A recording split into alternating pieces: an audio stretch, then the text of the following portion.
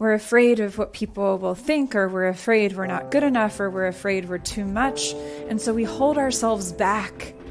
When we do that, we're muting ourselves. And there are too many people that are muting themselves in the world. And I, for so many years, was one of them. I've discovered the power of unmuting myself, of showing up in the world in a way that is joyfully expressed and boldly alive. That's something that has been so important to me as I've discovered how freeing it is to be unmuted, to unmute our body and to unmute our ideas and to unmute our desires, to unmute ourselves in relationships and at work, and to be our own advocates and to ask for what we want and need. The unmuted life is a life that is fully alive and fully expressed and confident and clear. And to me, it's the only way that I know how to live now. I know what it's like to feel confined and stuck and small and silenced. And I also know what it feels like to be expressed and alive and joyful and present and seen. And it's so much better of a life to be unmuted. And that is what I want to bring you into.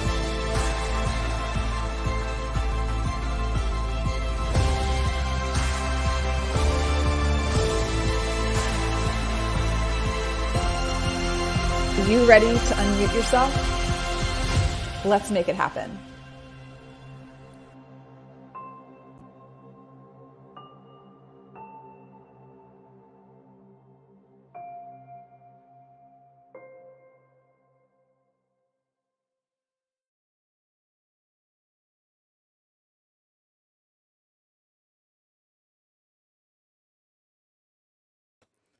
Hey there, welcome everybody to another Unmuted Monday. So glad that you're with us today. Drop in the chat where you are joining us from, who's here. We always love to know that. I'm here with Tim Sohn, who I'm so excited you're going to hear from today. The last time we tried to do this, LinkedIn and StreamYard were not friends. They were not talking to each other, and we tried our best to show up, and it was just a hot mess. So we are doing a redemption episode today. And there's even more good news that was not, that we, maybe an update we didn't have the last time we were supposed to have this conversation. So I really think it's meant to be that we are here today. So let us know where you are joining us from. We always like to start the show by finding that out, by welcoming you, by making sure that you feel welcomed, because we love having you here. And today I'm going to, as we mentioned on the description of the show, I'm going to go ahead and share a bit about the story behind my second song, Didn't See It Coming, because that is a story of turning pain into purpose. And then we're going to hear from Tim and his story and some exciting news about something that is coming up in the next couple months for him. So hello, Hannah from Jackson, Tennessee. Let me refresh my little LinkedIn window here because the comments were not showing up. Sometimes they have a way of doing that. Okay. Hello, Hannah. Hey, Rich. Cold and sunny Madison, Wisconsin. Good to have you here. As always, I don't know, Rich, did you see the Foo Fighters on SNL? I always think of Rich when I think of the Foo Fighters. So I can't help myself. As we get to know each other in this community, it's really fun to learn those things about one another. Welcome if you're just joining us. We're just kicking things off. Let us know where you are joining us from. I know we've got a group of folks here. Hello from West Palm Beach, Florida. Hi, Mike. Good to have you here. We are excited that you're joining us today. Nathan here from Colorado. So good to have you here, Nathan. Again, let us know where you're joining us from. And our kickoff question today, here in the States, it's Halloween tomorrow, right? Or is that just a thing everywhere? So in any case, Halloween is tomorrow. Curious, what is this has nothing to do with the purpose of the episode today, but it's kind of a fun question. So what's your favorite Halloween costume that you've had? Drop in the chat. Let us know your favorite Halloween costume. I will admit, Halloween has never really been my jam. I appreciate people that dress up and are really committed to it. But I had this really fun Scarlett O'Hara costume when I was in middle school, and it had this giant hoop skirt that took up all this space that when I spun around, it did fun things. So I guess that was my favorite. Welcome, Kathleen. Good to have you here from Bayonne, New Jersey. We're just dropping in the chat before we kick things off, before I go into the story behind my second song, and before we get to hear Tim's story. We're just dropping in. What's your favorite Halloween costume that you have had? a goat. Tim, this surprises me, not at all. That goat costumes are your favorite, or maybe rubber chicken costumes, any one of the above. I mean, it's all fair game. So let us know maybe even what you're being, if you have one, or something that was a favorite when you were little. I was also like an exercise instructor, aerobics instructor with the headband and the side ponytail and the fun print shirt. But let us know, drop in the chat. I know we've got a bunch of you here today.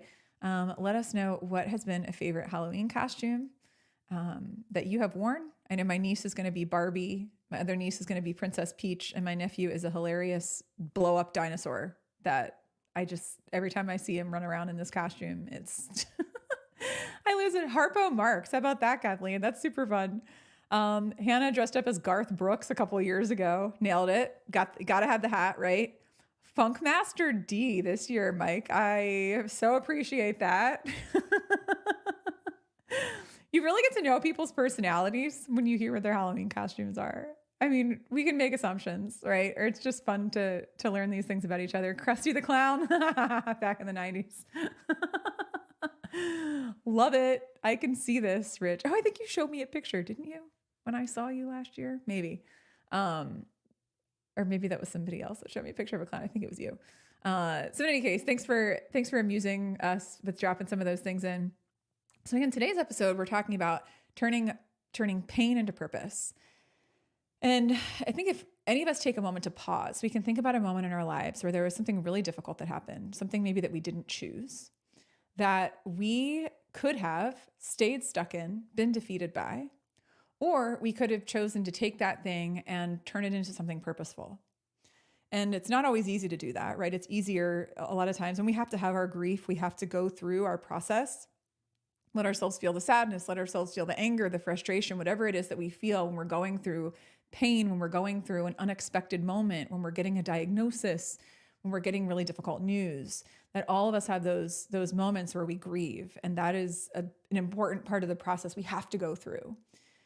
And as we move through that grief, we move through anger and frustration and sadness, we can, at a certain point, choose to get this perspective and to ask ourselves, maybe, what's the meaning in this? What is something that I could potentially gain out of this, or something I can pull from this to help me live my life in a more intentional way, in a more purposeful way, that I can help inspire, uplift somebody else, or help validate another person's experience going through something difficult. So we have the decision to make in that moment of staying defeated by the thing and stuck in it, or we can make the decision to say, you know what, I'm going to take this thing that I did not choose, and I'm going to use it in some way for good. We all have the ability, that perspective. Welcome, Russ. Good to have you here.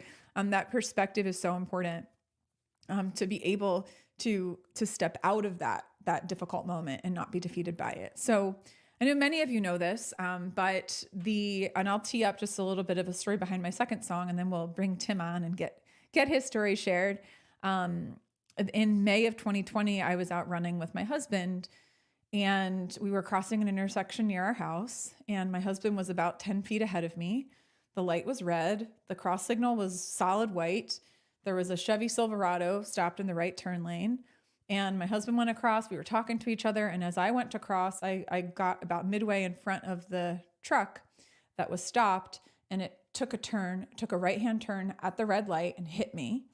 And I ended up in the middle of the intersection on my back, and I felt like I'd gotten the wind knocked out of me. I was in excruciating pain. My husband stood there, had turned around. He watched the whole thing happen. He was frozen. He could do nothing to stop it. And it was the most terrifying moment of my life. And somebody who saw it happen called an ambulance, and I was taken to a trauma hospital nearby, where I was told that I had a compression fracture in my back. So my bone got like scrunched, and right around where my diaphragm muscles cross over, which is why I felt like I got the wind knocked out of me. And so I'm laying in the hospital bed. It's COVID, so my husband can't come see me. They won't even let him drop off my phone or my purse. I felt very alone. I was at the hospital for about 9 hours, and was, did all sorts of scans and was in a back brace for the next couple of months, and months of physical therapy, and years of psychotherapy, dealing with the post-traumatic stress from that experience. And hi, Nancy, good to have you here. And it was so difficult. It was a season of my life I never want to relive. And I was involved in a settlement during that accident. And in February of this year, 2023, I had wrapped up the settlement, and I don't know how I thought I was going to feel after that experience. Maybe you've had something happen in your life where you thought, well, once this part of it is over, then I'll feel better. And that's what I thought. I thought once the settlement's over, then I'll have closure.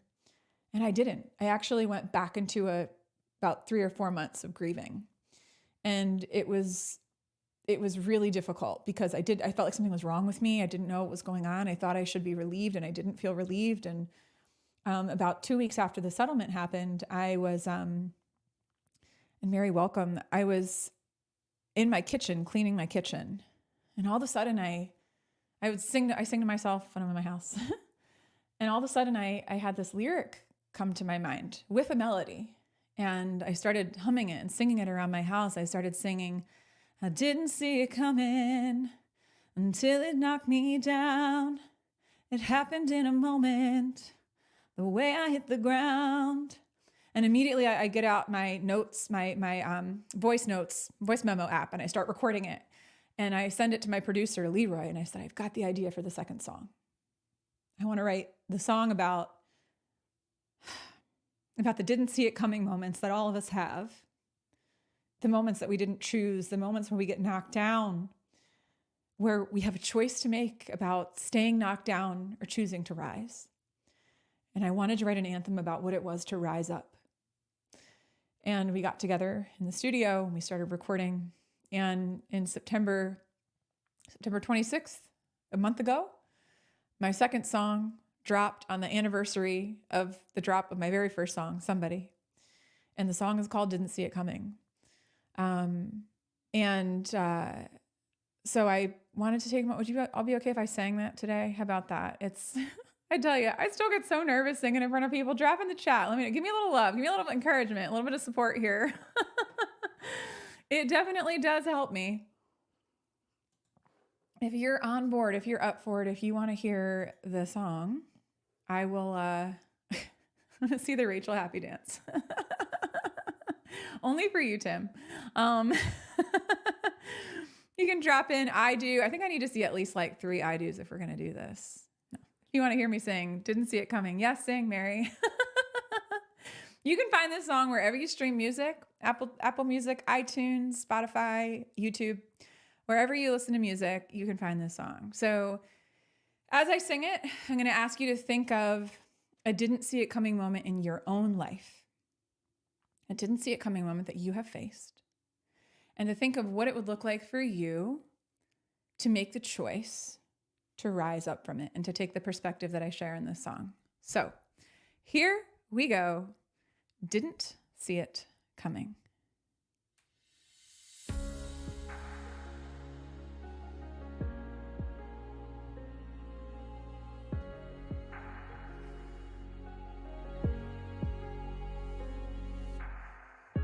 It was an ordinary Sunday, typical in every single way. You might say there was nothing going on, thought your life could never change in one day. But when you watch it back on replay and wonder what decision steered you wrong, if only, why did I, what if we, why me? Could it have gone any differently? I didn't see it coming until it knocked me down. It happened in a moment, the way I hit the ground. I didn't know what happened, and it was hard to breathe. Now I need the wind that was knocked out of me.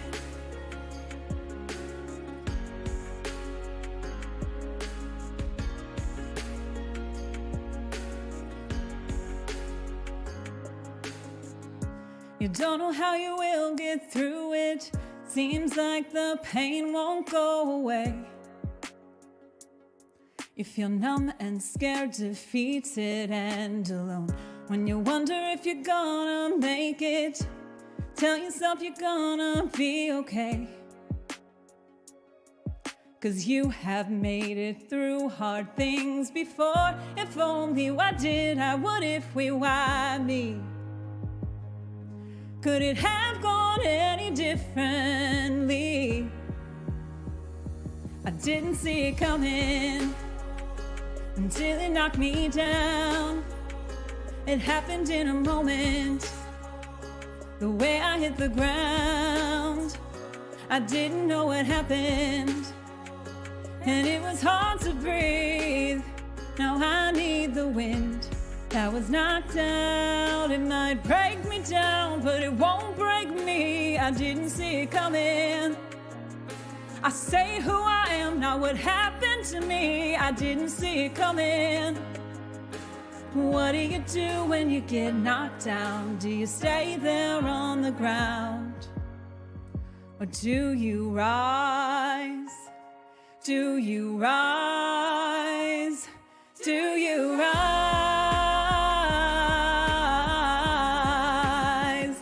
We never see it coming until it knocks us down. But we can rise above it and get up from the ground. You might be devastated, but you've gotta live. Let it go and release. It's not the end. You'll be back on your feet.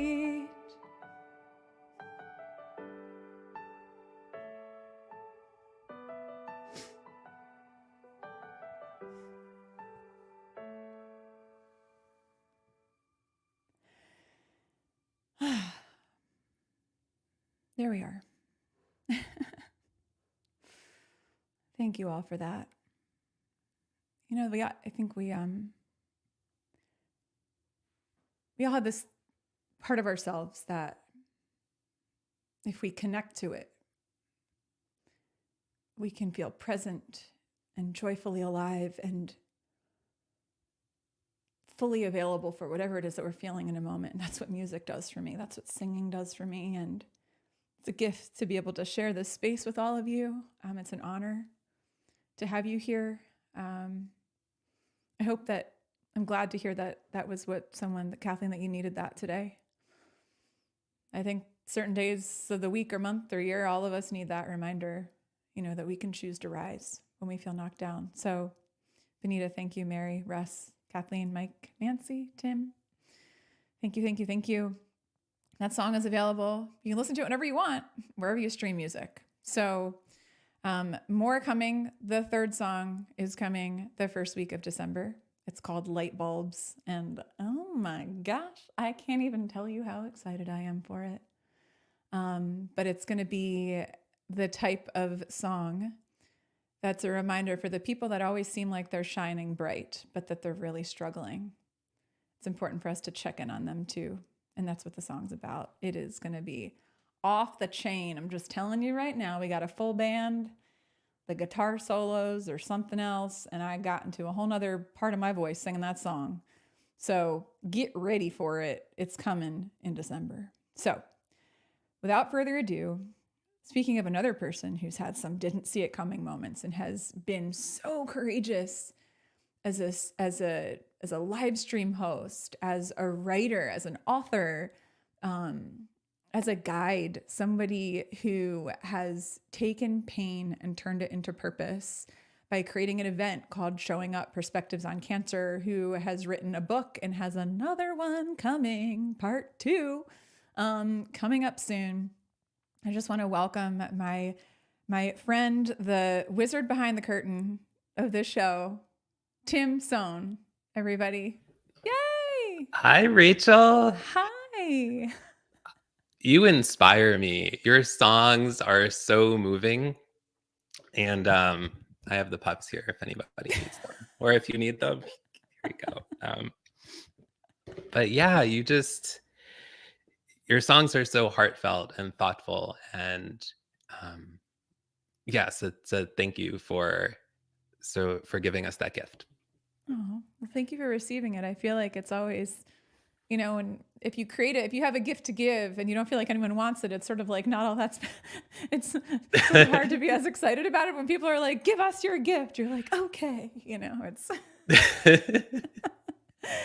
Yeah. So there's that. So I would love for you to, gosh, you have so many parts of your story of how you've turned pain into purpose, and you've done it just in this iterative process over and over again of taking what otherwise could have been something that you kept to yourself, which in some cases there's parts of that yes, that we keep close to the vest or we share with a small group, and you're really, putting this out there, and would love to hear from your perspective on maybe an area of your life, a way that you've maybe muted yourself, silenced some aspect of your story, and a journey that you've been on over the past few years, especially to come to a place of like now writing books about it. I mean, that's like quite a leap. So take us anywhere you want to on that journey. It's really amazing. Thank you, Rachel. I think I'll focus on this. So in the last few years, by sharing my cancer story, that has changed a lot of things in my life.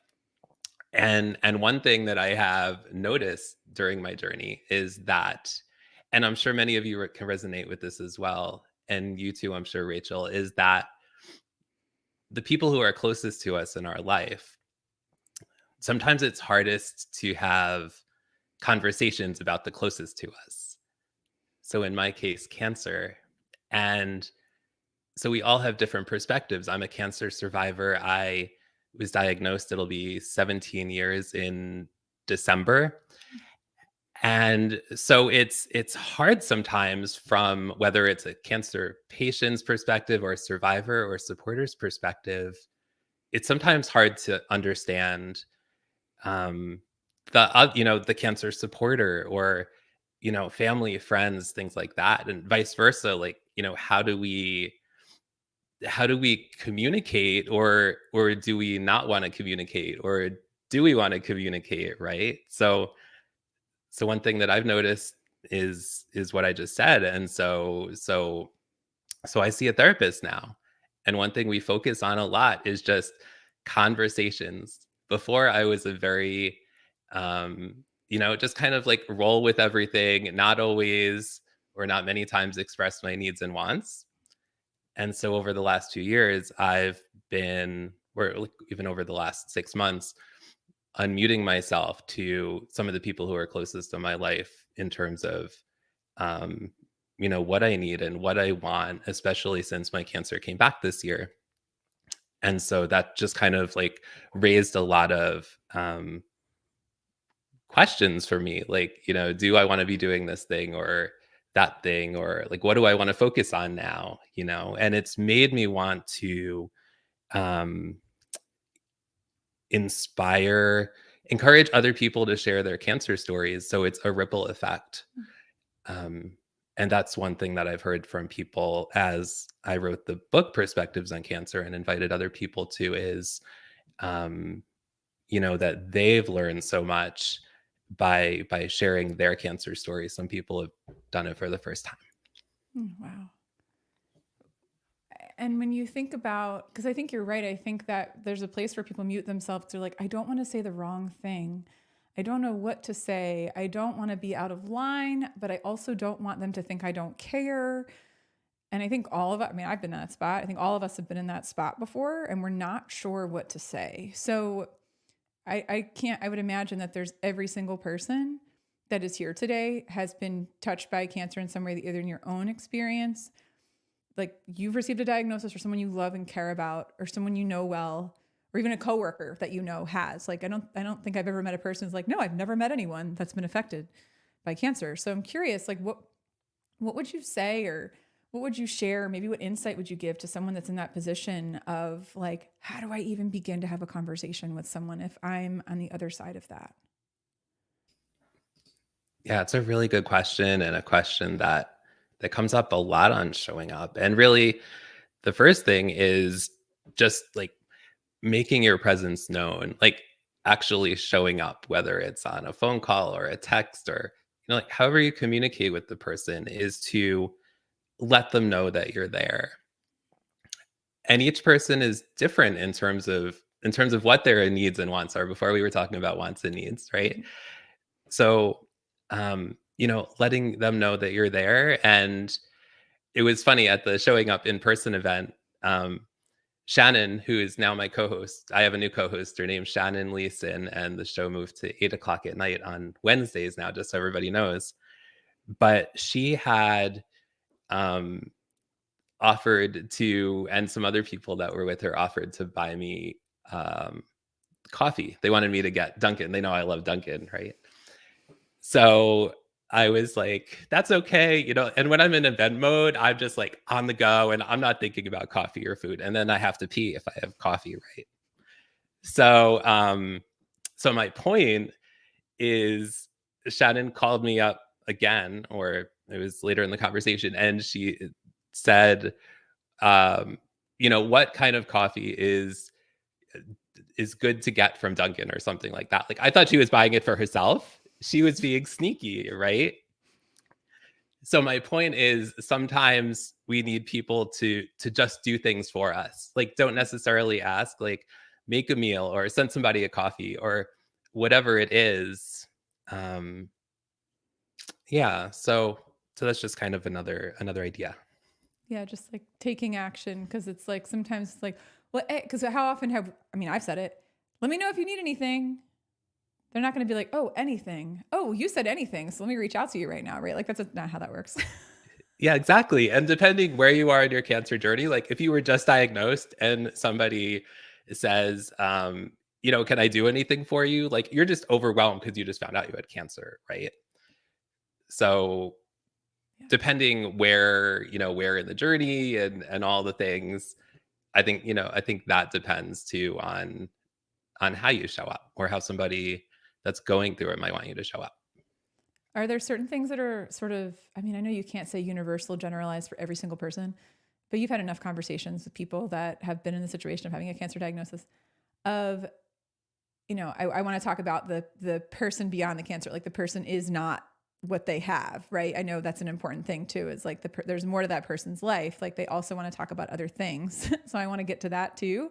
But is there anything that you found that people are like, oh my gosh, I hate it when someone says this? Even if it's well intentioned, we can say things that are well intentioned, but sometimes it's like maybe you can mute that comment. So I'm just curious if there's anything you've consistently heard people say of like, maybe like don't say that. That's like not helpful. And is there anything that is like especially helpful that people say?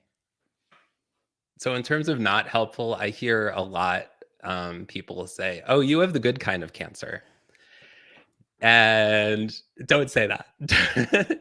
No kind of cancer is good. And we all have our journeys, and sometimes our struggles are less or greater emotionally, but please don't say that. Um, and your other question was in terms of what to say. Yeah. Is there anything that's like particularly helpful to say? Like if someone says this to you, you're like, it sounds like the doing thing is like actions are particularly helpful and important, even if it's a text or a phone Yeah. call or sending you a funny gif of a goat or a Please chicken. do, by the way. Everybody who's watching, please send me a silly goat gift. That would make my day. Yes. So we know that, like getting to know the little idiosyncrasies of a person and letting them know that you see that part of them, because then that makes them feel like, oh, like accessing this playful part of me. This person really knows me, and we feel really known. That's so powerful. It's very healing just to feel known and seen by someone. Yeah. Is there anything else that people have said that is like that was helpful? And Nancy, that'll tee up our next point. Thank you. Yeah.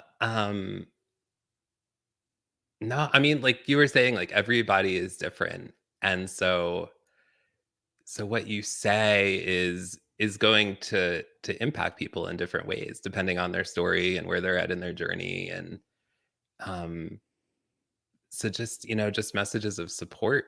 And Mm-hmm. sometimes in your journey you might not even want to hear anything from anybody. I've been there. So it's really hard to say like universally, definitely say this, does that make sense? It does. And maybe like don't take it personally if you don't hear from the person right away. Like if you're in a season, if you're in a period where you're just like, Yeah. I'm not wanting to hear from anybody, it's sort of like don't take it personally if you don't get a response right away. Don't assume that the person is mad at you or don't, assuming you haven't said things like, like Rich dropped here a book from a woman named Kate Bowler, who says that there's a book she wrote called Everything Happens, which is sort of like everything happens for a reason kind of thing. And it's like, could you not say that? Yeah. Yeah. I mean, I think it just depends on the topic and what the day is. And sometimes that might be your perspective. Everything happens for a reason. It might be. When it comes to being diagnosed with cancer, I mean, I kind of could say that about my journey. I kind of could. Yeah. Because of where it's brought you to what you're sharing and how you do what you do and how it's helping people. Exactly. Yeah. Yeah. But it's like for you to own that, as opposed to somebody being like, hey, Tim, you know what? Everything happened for a reason. Just like figure out what that reason is, like. Oh, right. If the other person said it. Someone says it to you. Like. Yeah, that could be taken. It's all about perspective, right? Yeah. It's speaking of perspective. And Dr. Rowe, welcome. Just to level set for anyone who's just joining us, we're talking about perspectives on cancer, on showing up. And I think I'll add one more thing to what you were saying. I remember after my car accident, people would say things like, oh, it could have been so much worse. It could have been. And I'm like, it could have been, but also breaking my back sucked. Like, so in that moment, having someone say it could be so much worse, or I knew somebody who got hit by an 18-wheeler and they have pins in their legs. I'm like, that's actually like not helpful to me. Like, so not trying, it's something that I heard Brene Brown refer to as comparative suffering. Like doing the comparative suffering thing where someone's like, well, no, the thing that you have is heavy because it's yours.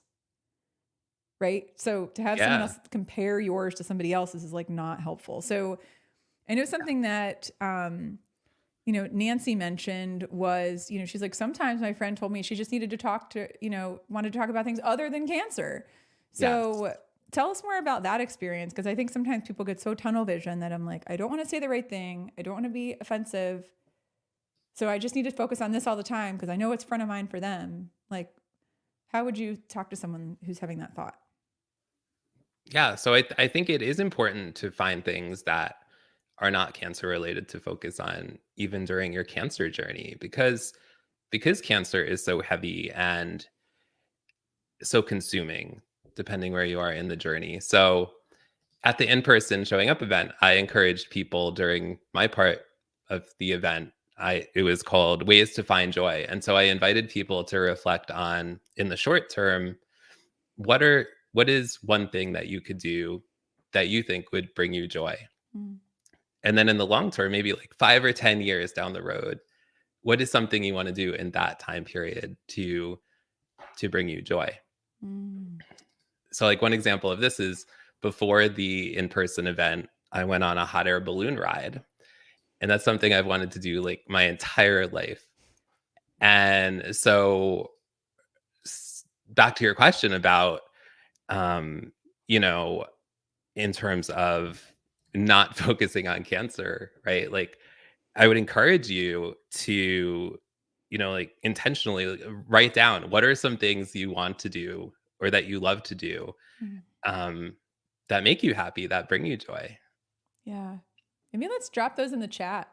What's something, drop in the chat, what's something that brings you joy that like, it could be a short-term thing or it could be a longer term thing you want to do. So what is something in the near term that like, when you leave this conversation today, you could go do this thing that brings you joy, or what's something that's more, more long-term, like Tim, Bill and I made a decision. Well, I sort of made the decision. I let him know for the settlement, like whatever money that came through from that settlement for my car accident, I said, we're calling this a joy fund. And we're only going to spend this money on things that bring us joy because the accident robbed both of us of so much joy. Yeah. So we're taking a trip to London for Christmas and we're going to be gone for 2 weeks. And we're going to go see his favorite soccer team play. We're going to have some delicious meals. We're going to go on light tours of castles. We're just going to do it up and not feel guilty about it. So like this is like an extreme expression of joy, but like certainly singing in the near term brings me a lot of joy. But like we're making the decision to be like, no, we're taking this thing that was very painful and awful, and we're turning that into a source of joy, redeeming it, right? Yeah, I love that. I love that so much. And I hope you have an awesome time, you and Bill. Thanks. We're excited. Yeah. Yeah. So let us know. Tim Stone, joy speaks to the idea of continuing to live through it all. Even, yeah, just like, right? I mean, keep showing up for yourself. Not bad advice for all of us. We can seek joy in health or in sickness. Which, yeah, exactly. Like, sort of build that, stockpile that up now. Like we're all gonna newsflash, we're all gonna have another didn't see it coming moment we're gonna face. And if you have that, you know, pot of joy kind of filled up, and Nancy Deborah's gonna start a joy fund. We fully support this. I love it. I love it. Helping others brings you joy. And speaking of, I mean, I love that. Tim, I feel like the way that's what your approach has been through so much of this, not only through your live show, but also through your writing and also through having an in-person event, which had the second edition of this just last month or this month, earlier this month. Yeah. Tell us about what that's, and any part of that. What's that been like? Any part of that process of starting to, or even taking us through the journey of starting the live show and working on the book and doing the live events. Yeah. Thanks for asking about that. And so in 2021, I started the weekly live stream show, Showing Up Perspectives on Cancer, which is a safe space for cancer patients, survivors, and supporters to share their stories, as well as find resources for healing, hope, and resilience. Um, and it's a safe space where cancer patients, survivors, and supporters can share their stories. And we have such a global supportive community of people who show up every week to support our guests, to support each other. And those people show up for each other even beyond the show. They connect with each other, they become friends, they collaborate, whatever it is. And really why I created the show is to create that safe space and to create that supportive community that I never had a community like that. I waited almost 15 years to share my cancer story. And I never connected with other cancer patients, survivors, or supporters except through the Leukemia and Lymphoma Society, which provided resources for me, especially early on in my journey. Um, so and I also realized this year that I created a community that I needed for myself. Mm. When my cancer came back, I did a show where my co-host couldn't be there that week. I'm like, seriously, the one week my cancer came back, no offense to her or No. anything. But so I talked about my journey and then I invited people from the comments to come on. And so several people came on and they were so thoughtful and so supportive and it's my favorite show, not because it's all about me, but because it shows the support that the showing up and just the cancer community in general. Everybody is so loving and caring and heartfelt. And I have no idea what your question was anymore, but I Okay. appreciate it.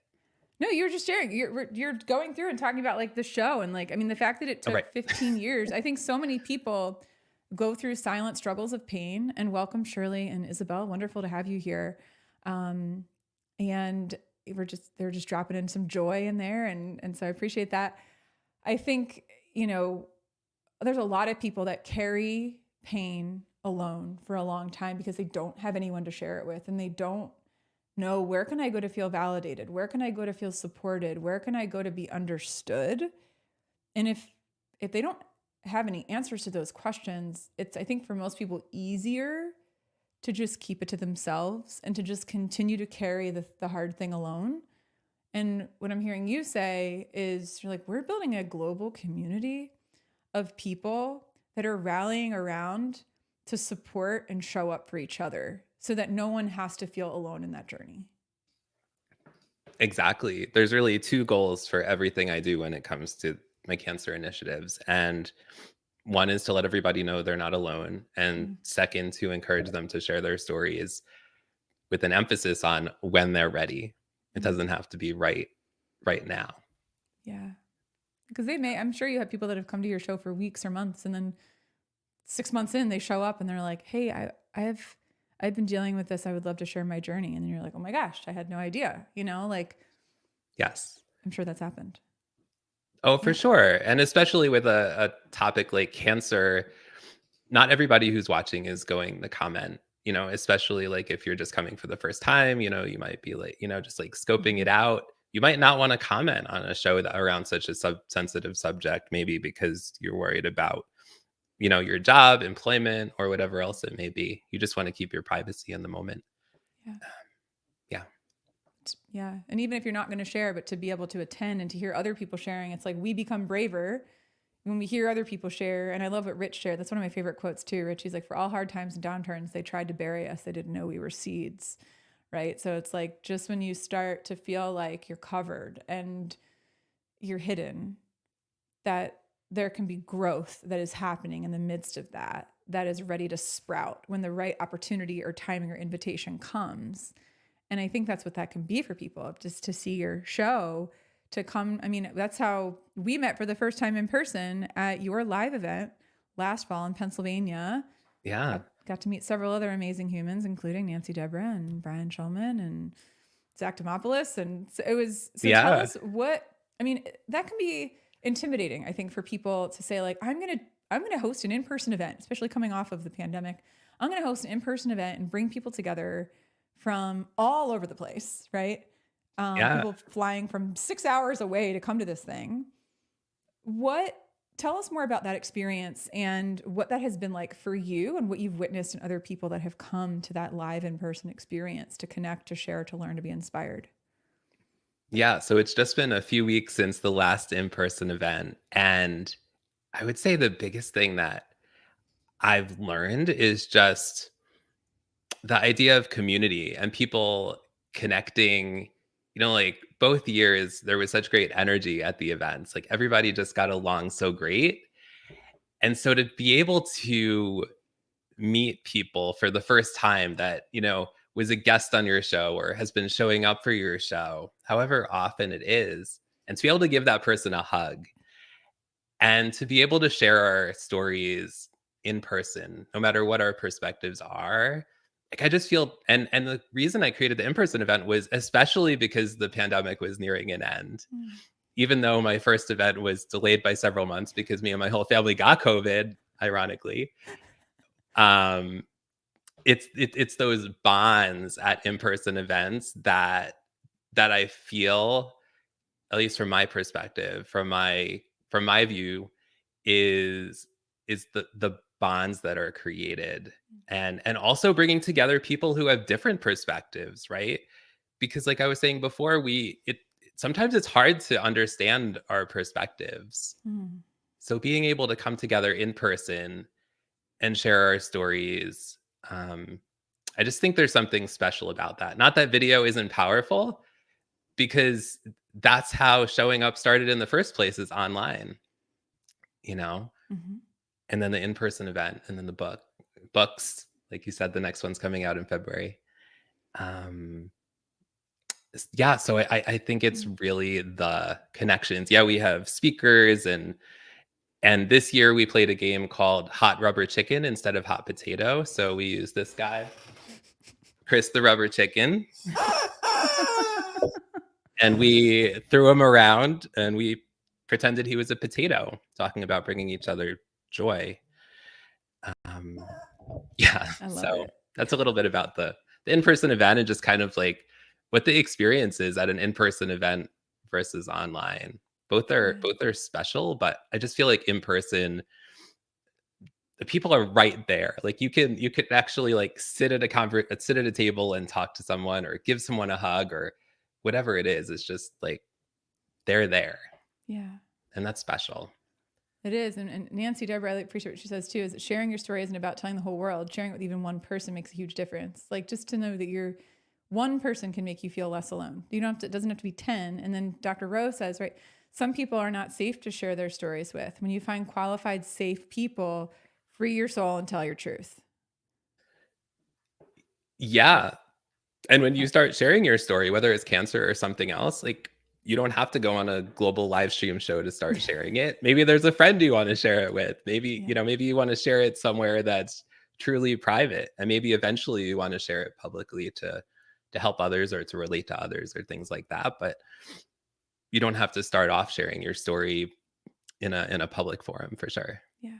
Yeah, like there's not a right way or wrong way to do it. It's do it in the way that feels best for you, not necessarily how you see somebody else is doing it this way, so I need to do it that way. Like, no, get clear for yourself on what feels right for me in this moment. What am I comfortable with in this moment? And even start by listening to how other people are sharing their experiences. Like, so come to the show, right? Come to your show on Wednesday nights at 8 o'clock Eastern, so that they can see, or how are other people approaching this, so that I might get some insight on how I might approach it. Yeah.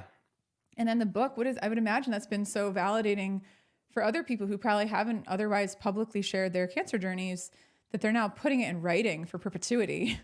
Tell us about that process, the book writing process of gathering these stories, and maybe even the feedback you've gotten just generally from people who have gotten to share their stories through your book. Yeah. So like you said, people who have written their story in the first volume of the book, or have invited to share in the second story, some of those people have said, like, I'm so honored that you asked me. There's one person that I asked recently. She told me that she's never shared her son. Her son died of cancer when he was 16 years old.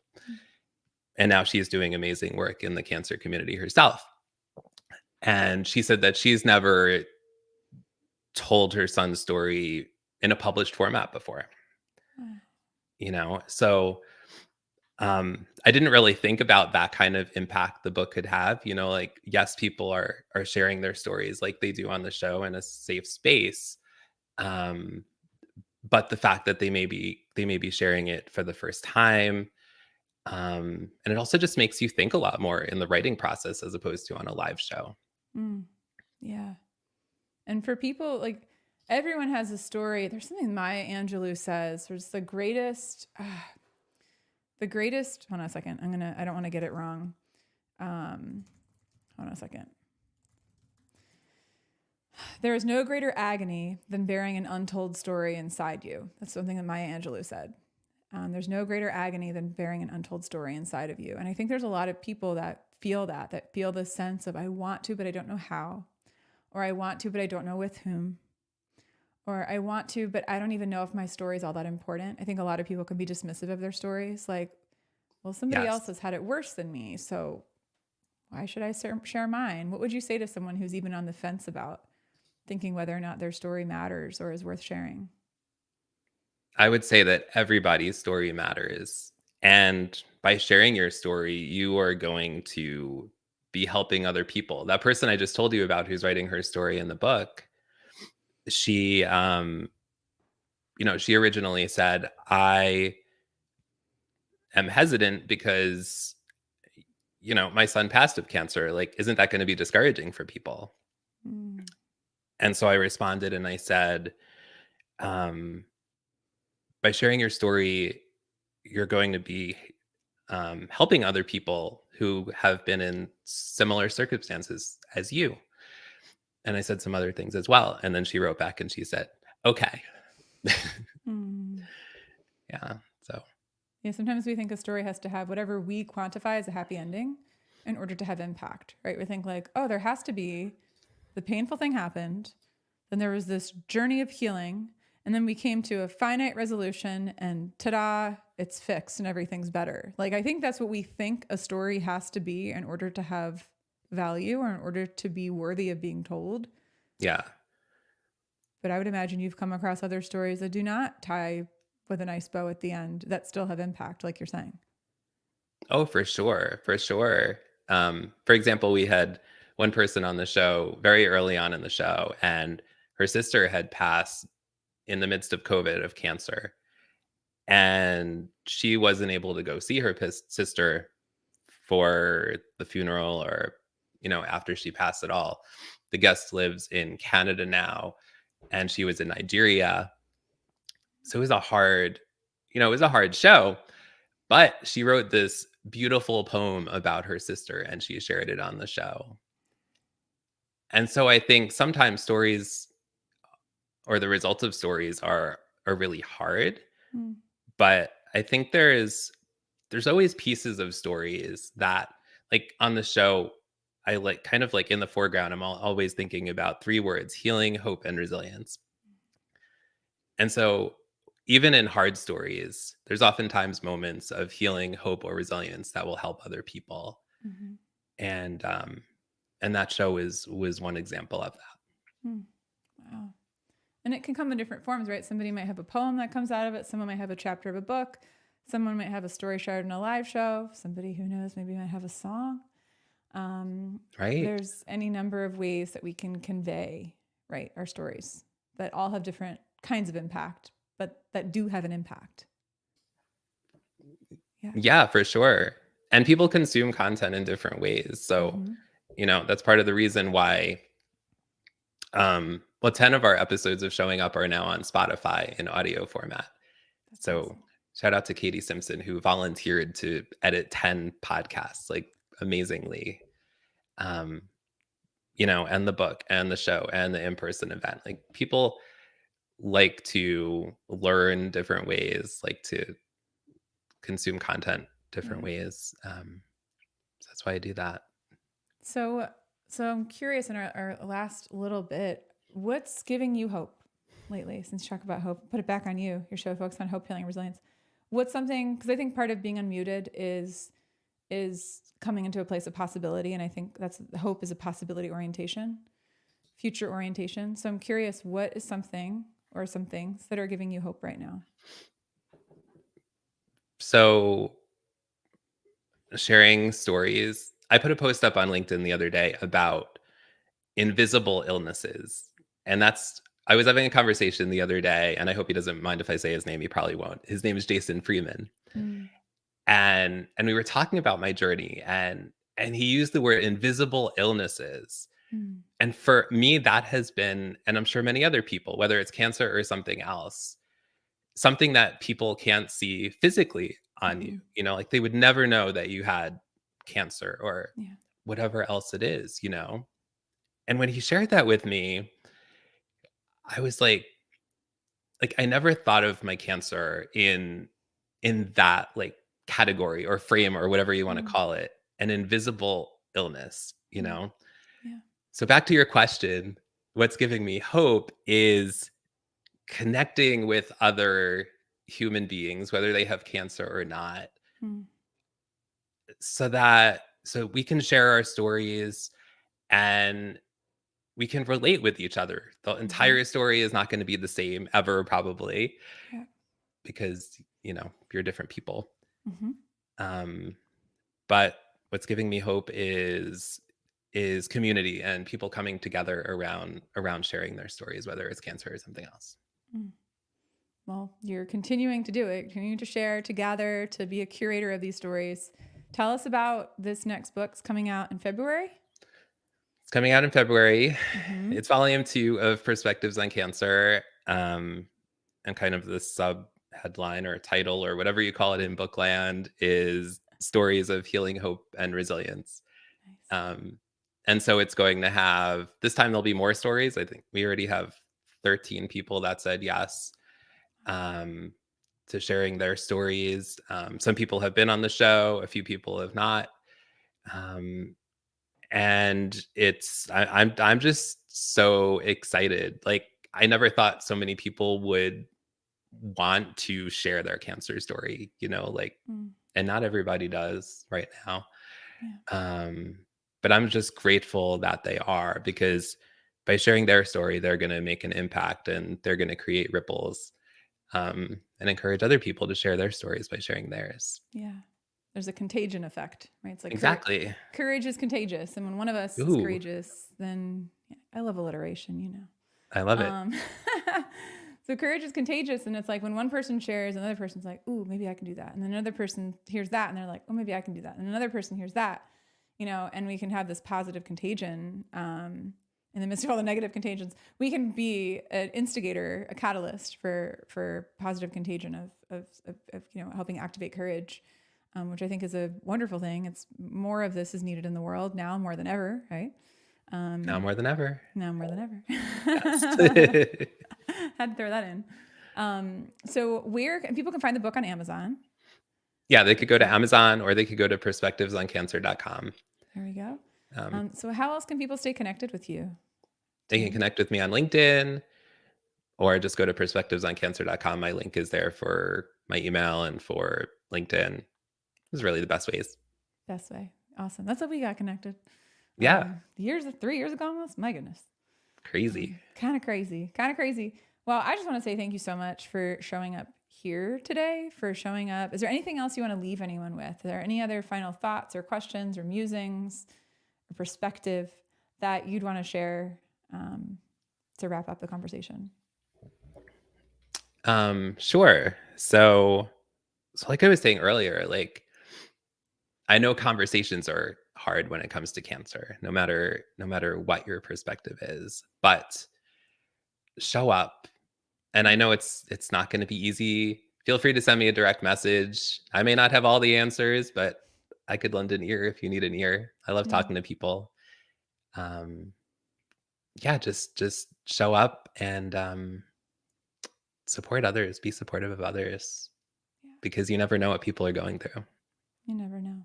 You never know what they're going through. So, well, thank you for being here today. I'm grateful for you. And I think what you just shared sort of tees up the reason why I wrote this third song, right? Is because we don't know what people are going through. And that's why we need to, check on the light bulbs. I'll sing a little snippet of it here if you want, just as a tee up for everybody. So it's, so the chorus is, check on the light bulbs. You know who they are. The ones that burn brightest, the ones that ignite us. They live like a spark. So check on the light bulbs before they go out. We don't see them dimming the light they're emitting until they fade out. So check on the light bulbs. Check on the light bulbs in your life, everybody. Because you just never know. You never know what people are carrying. You never know what they're going through. Buddy, Dr. Rowe, Nancy, Tim, Shirley, Rich, Mike, Nathan was here. Russ, thank you all. I know I'm missing people. I'm sorry. Kathleen, Mary, Benita. Can I ask you a question, Rachel? Yeah. How do you feel after you're now a songwriter? Like, how do you feel? About writing music? It brings me so much joy. I can't even tell you. Like when I'm in the studio working on a song with Leroy and we're just like recording stuff and I'm riffing, and I'm right now stuck on lyrics for my fourth song. Like I've got a little bit of like a brain fart, just like cloudy, foggy, not really working out. I've got the chorus and that's about it. So that's the hardest part of it, is when you're stuck in like what you want to say. Yeah. But it's so joyful to be in a studio, to like hear the instrumental tracks come through, to be singing over it, to be doing a line again and again and again and again, until like with the song I just sang, we had to reshoot the one line in the bridge. So it's in the bridge is that it might break me down, but it won't break me. I didn't see it coming. I say who I am, not what happened to me. I didn't see it coming. It's like I sang that a couple different ways, and then I was like, hold on. And then I actually got feedback from my voice instructor. She was like, it sounds like a little too pretty. Can you like re-record that? So it's like, so I'm going to say like, it might break me down, but it won't break me. Like you need to believe that I'm saying that I believe what I'm saying. Right. So that is so fun when you're in the studio and you just like nail a line, like you sing it the exact way you want to sing it and you feel it in your bones. It's so fun. Like it's so awesome. Yay. It's so fun. I can't even tell you. It's just, oh my gosh, it brings me tremendous amounts of joy. So more to come. And we've got back-to-back episodes coming up. We're sort of making up for lost time from September of me being gone and disappearing. Next week we have a relationship expert and two relationship experts who wrote the book called Getting the Love You Want. He was on Oprah like 19 times. in like the 90s and stuff. And she called him the marriage whisperer. So he and his wife, Harville Hendricks and Helen LaKelly Hunt, are going to be on next week, 6th. And the following week after that, we have Dr. Darian Parker. Somebody I met on LinkedIn years ago. I was on his podcast. He's just a fascinating dude. More to come on him next week. But we've got back-to-back shows, 6th and 13th, coming up. So same time, same place. We will be here. And Tim, with that, I just want to thank you for all the ways that you show up. Like, for me, for the people around you, you are such a gem of a human being with such a full and pure heart. And I'm really proud of you and what you're doing. And I'm excited to see what's going to continue to unfold. Thank you, Rachel. That means a lot. Thank you. You're so welcome. All right, everybody. Thank you for being here today. We will see you all next week.